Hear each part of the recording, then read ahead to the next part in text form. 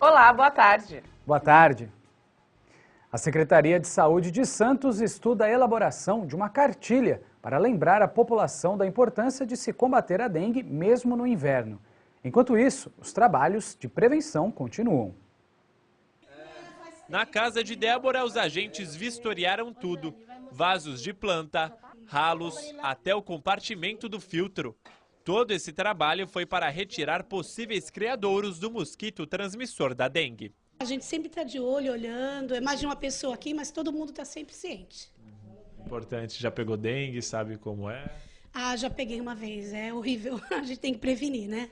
Os agentes alertam que mesmo no inverno é necessário estar atento às recomendações para evitar a proliferação do mosquito. De janeiro até agora, a Baixada Santista registrou quase 30 mil casos de dengue, sendo 14 mortes, 7 só em Santos. A prevenção da doença tem que ocorrer o ano inteiro, principalmente nesta época, onde a gente tem uma presença menor do vetor que transmite a doença, é onde as ações de controle têm que ser intensificadas, né, de maneira a diminuir a densidade do mosquito, prevenindo a ocorrência de novas epidemias. Os ovos do mosquito duram até um ano e quando o clima esquenta, pode ocorrer procriação. Ralos, calhas, canaletas de drenagem de água têm que ser não só mantidos com pouca água ou sem água, de preferência, mas ser escovados para que aqueles ovos que eventualmente as fêmeas do mosquito depositaram ali sejam eliminados mecanicamente.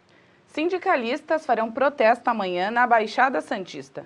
Ontem, eles realizaram uma reunião para acertar os detalhes da mobilização. Os manifestantes devem bloquear pontos estratégicos de acesso, comprometendo o tráfego nas cidades da região. A exemplo do que aconteceu em julho, quando os trabalhadores realizaram uma paralisação.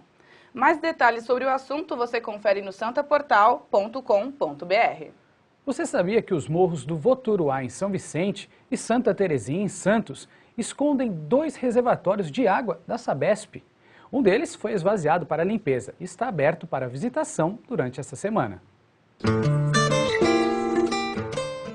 A nossa viagem começa no Parque Ecológico Voturuá, em São Vicente. Aqui fica a entrada para o reservatório Santa Teresa Voturuá, da Sabesp. Ele leva o nome dos 2 morros onde fica localizado. Nós acompanhamos uma visita ao equipamento, que foi esvaziado para que seja feita a limpeza interna. Ela consiste basicamente em isolar uma das câmaras, para poder o abastecimento de toda a região ser feito através da outra câmara que ficou operando e está operando. E depois a parte física, né, através de escovões que nós vamos limpando o fundo do reservatório e depois, através de caminhões-pipas com cloro, é feita a desinfecção das paredes e também do fundo. Após essa desinfecção é feita a lavagem, depois nós fechamos o reservatório, começamos a encher e monitorar a qualidade da água. Quando ela estiver dentro dos padrões de potabilidade da portaria, ela é aberta para o consumo da população. Antes de entrar é preciso colocar capacetes e botas. Depois o público assiste a um vídeo sobre a construção do reservatório. Ao entrar no túnel, as dimensões impressionam. O local tem 400 metros de extensão e capacidade para 55 milhões de litros de água, o que equivale a 22 piscinas olímpicas. No final do reservatório a gente encontra aquela comporta ali. Do outro lado existe mais um reservatório como esse, com também 400 metros e comporta 20% da capacidade de água da Baixada Santista. Fala então um pouquinho da história desse reservatório aqui, como é que ele foi construído? Então, ele teve o início da sua construção foi em 79 e começou a operar em 1981. Ele foi construído e concebido para acabar com o problema de falta d'água que tinha na época, devido ao grande crescimento da cidade na década de 70. E a cidade de Santos e São Vicente passava por vários períodos de falta d'água grave, principalmente na temporada de verão. Juntos, os dois tanques têm capacidade para abastecer 40% da região. Mas a água dos reservatórios só é utilizada pelos moradores das cidades de Santos, São Vicente, Guarujá e Praia Grande. Eu achei maravilhoso. Nunca imaginei, na minha idade, nunca tinha imaginado como seria armazenar a água que a gente consome. Achei muito bom, muito instrutivo. Eu vim de Peruíbe para fazer essa visita técnica. Levantei 5h30 da manhã. Por que veio? O que te motivou? Curiosidade.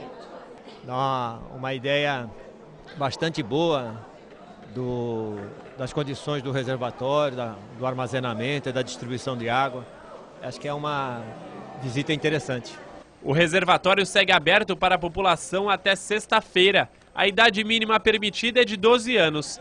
As visitas são de graça e podem ser agendadas pelo telefone 3201-2657.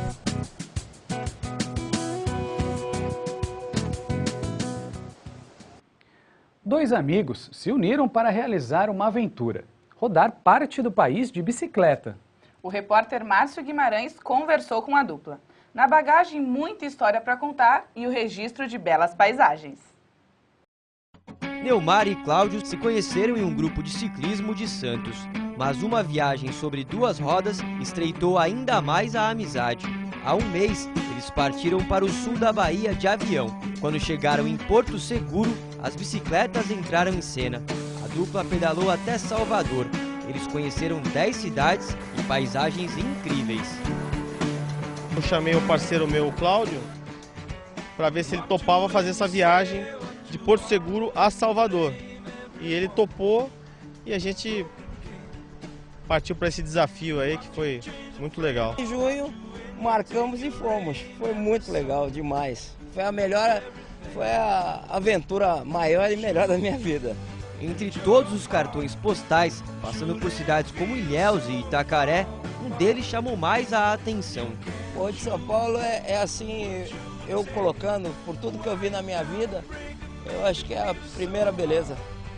Não dá para falar o quão bonito é. É mar, a paisagem, os coqueiros, é a ilha, é tudo em si, é o pessoal que mora lá. Foram cerca de 500 quilômetros pedalando. 500 quilômetros, 9 cidades de parada, né? Mas provavelmente mais que o dobro de cidades que a gente passou, vilarejos, tribos indígenas, né? Às vezes você pedala 150 quilômetros e não chega nem aos pés de 50 quilômetros que você pedala numa montanha. Então, dependendo do que fosse, dependendo de horário, a gente sempre escolhia sair 8 horas da manhã e chegar umas 2 da tarde em algum destino. Nunca para pegar, vamos arriscar. Poderia arriscar e ficar à noite na estrada. E a estrada é muito complicada à noite para ciclista, né? A viagem durou 13 dias. Cada um gastou em média R$2.000, incluindo as passagens aéreas.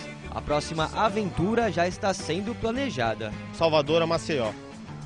E procurou algum companheiro aí que realmente também é do meio, que também queira agregar na gente, queira participar também. Pode entrar no nosso site www.pedalsantos.com.br e deixa lá sua mensagem que eu terei a maior satisfação em trocar essa ideia com a pessoa.